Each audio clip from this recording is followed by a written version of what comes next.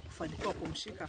Lakini mwendo leo wa saa 12 asubuhi jenerali alifika kwangu, nikaita ile komiti, akaja akasema yeye amesarenda na kutokea leo yeye atajisalimisha kwa serikali ambayo ilijisalimisha kwetu, na akasema kama serikali wananchi wameamua kunitafuta, mimi nimejisalimisha. Sasa hii imebadilishwa, watu wanafanya kazi ya banki mobile, na tumetambua vijana na tunaendelea kuwatoa moja kwa moja watoke katika mji wetu. Sasa tumekuja hapa kushika wale kijana ambayo nasikia ndio supplier banki kutoka Tanzania na kutoka pahali nyingine popote, lakini tumekuja kushika na tumetoa kashimu ambayo nyinyi mmeona hapo, na tumetoa banki mingi sana, na tumeshika mama mwingine pale town.